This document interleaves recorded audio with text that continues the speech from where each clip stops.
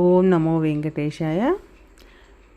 మాకు నవనీత సేవ ఇది 3వ రోజు, శుక్రవారం కలిసొచ్చింది. మాకు శుక్రవారం రోజు కృష్ణయ్య దగ్గర అందరం ఇలా పేడతో అలికి ప్రతి ఒక్కరము ముగ్గులు పెట్టడము, అందరం కలిసి ఇలా ఆనందంగా ఉండడము చాలా సంతోషంగా అనిపించిందండి.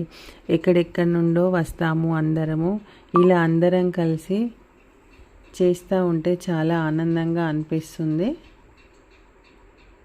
అసలు మనకు కొండపైన ఉంటే మన ఇల్లు, పిల్లలు అసలు ఏది గుర్తుండదండి. నిజంగా స్వామివారి పాదసేవలో అలా లీనమైపోతాము ప్రతి ఒక్కరం కూడా.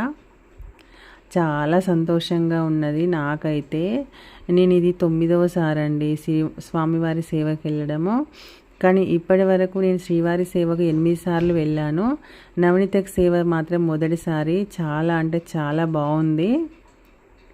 నిజంగా అది అసలు మాటలో చెప్పలేను నేను ఈ సంతోషము. మాకు ఈ శుక్రవారం రోజు టెంపుల్ డ్యూటీ కూడా వచ్చింది.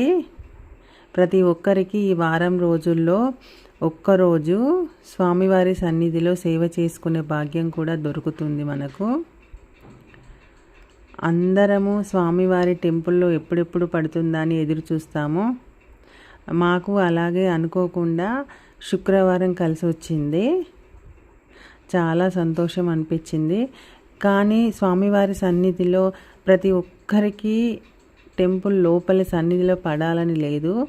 కానీ టెంపుల్ ఆవరణలో ప్రతి ఒక్కరం ఉంటాము కాబట్టి అందరం సంతోషంగా ఉండాలి. మనం ఆ కొండపైన అడుగు పెట్టినామంటేనే స్వామివారి దయ.